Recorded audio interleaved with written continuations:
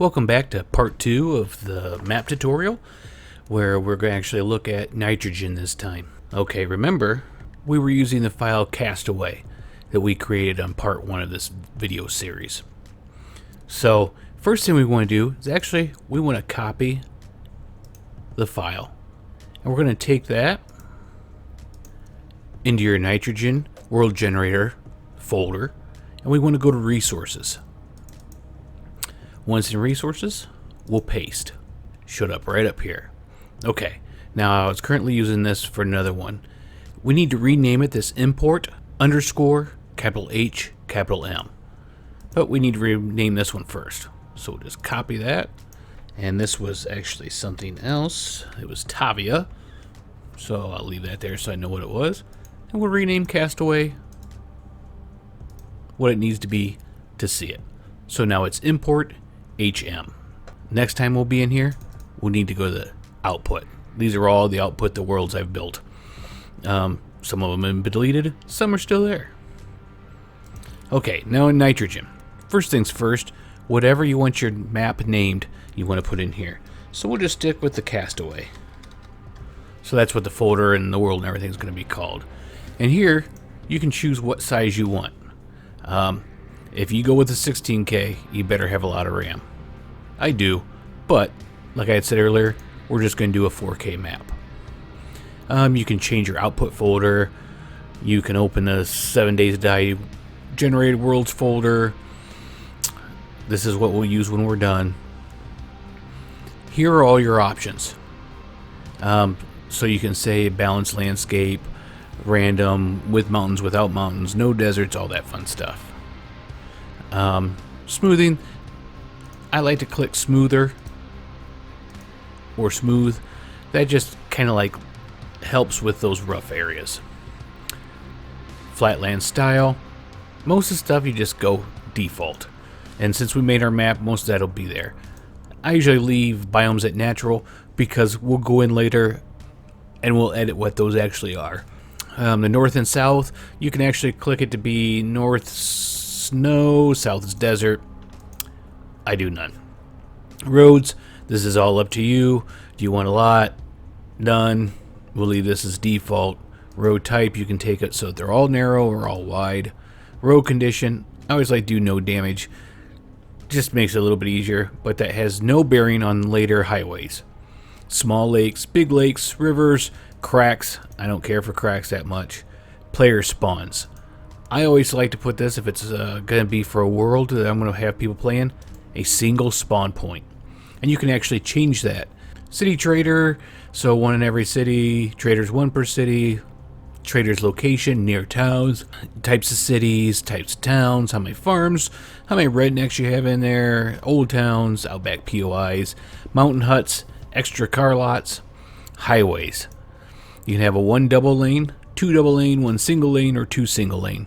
Now these will actually put highways through your map. For this map, we're not going to do it. And no matter what you do, they're always going to have sections missing. Just damage. Prefab list.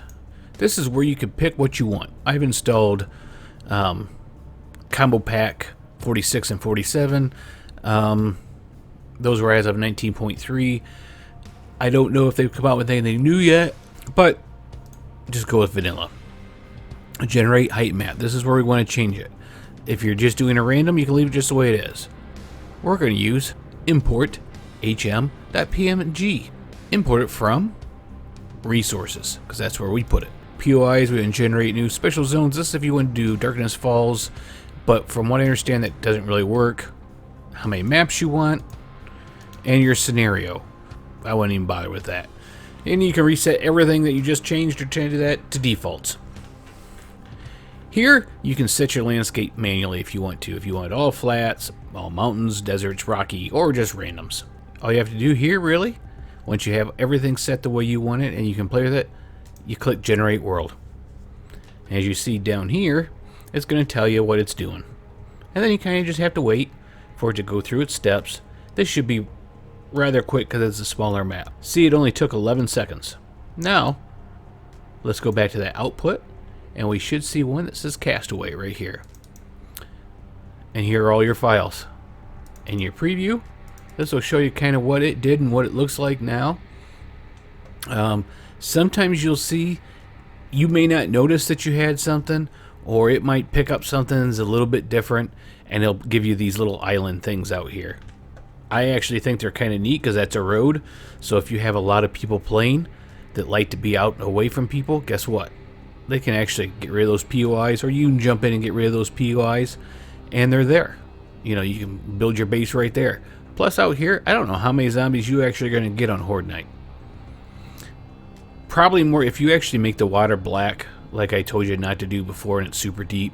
They don't usually spawn.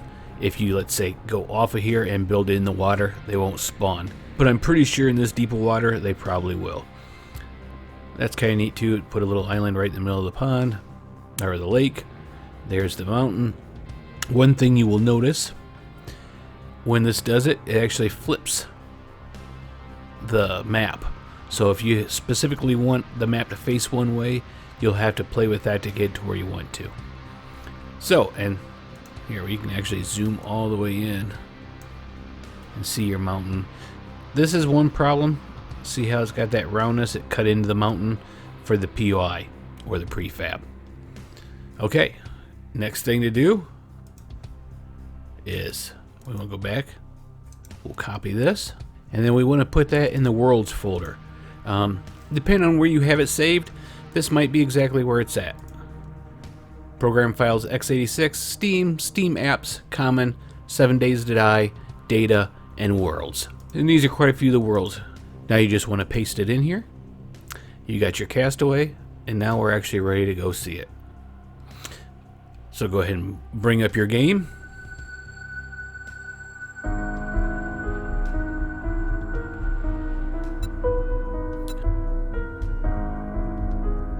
We're going to go ahead and just go to Editing Tools, World Editor, so we can just jump in and see. Castaway. And if that's not click Load World, and Start. Now this is actually going to do it in editing mode, so you could actually add POIs or prefabs, remove ones that are there, any of that kind of stuff. The one thing that would be nice that so far I haven't been able to find out how to do is to reveal the whole map with just a command. That way you can see the whole map. I don't know if you can in the editor or not. I actually haven't looked, because dealing with the servers, a lot of times I do a lot of the stuff on the server. That way I know it's going to show up.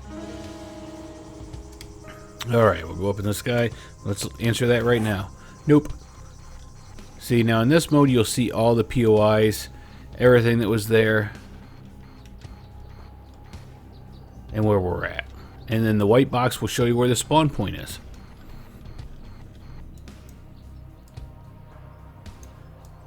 One thing I wanted to see, if you hit Control, right mouse click, it will actually teleport you there, but I teleported right off of the map. So, let's come back to here. Oh, I see the land. Okay, we're back on the map. I was kind of looking for that island. Okay, now if you have shift and walk hit, you can hit the Q and it will kind of teleport you quick.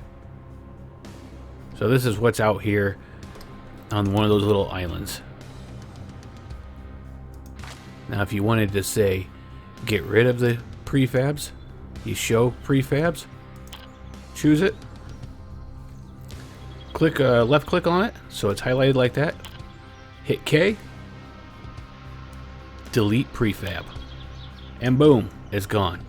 Now if you saved it and came back, it's done. There won't be anything here, it'll just be maybe trees or something else. And you can do the same thing here, click on it, then hit K, delete prefab. Just like that. Now, if someone wanted to build a base. Now, one of the things you'll see, you'll get issues like this. Hopefully, when they fix the water, they'll fix this issue. I guess it's not horrible. I mean, you could build something here, and you're kind of looking out in the water. But, okay, so we're here mainly to see the map that we built, though. So, those are the islands. We need to find our mountain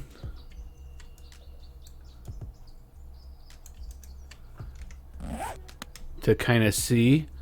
Let's turn the prefabs off.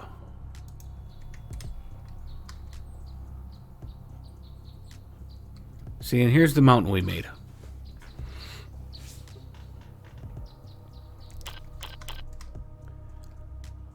So you're still going to get some, like I said, you can play around with it so that it actually slopes up different. This one's kind of a gradual, but some people may not want it that steep. And see, because then when it puts roads, you get roads that are kind of fun to try to get up. And here's that peak with the snow that we made. And you have to remember with this, I didn't do anything with the biomes.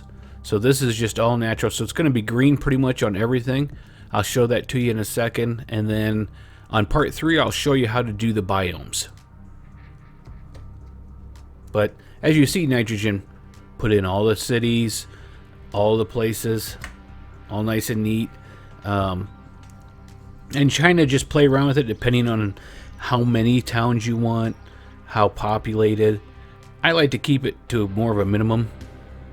I like more outback POIs or prefabs, just because if you put too many cities, then your whole map's just going to be one big city, which may not be all that bad to play, but I kind of like to have areas outside of the city too. Okay, let me show you the biome.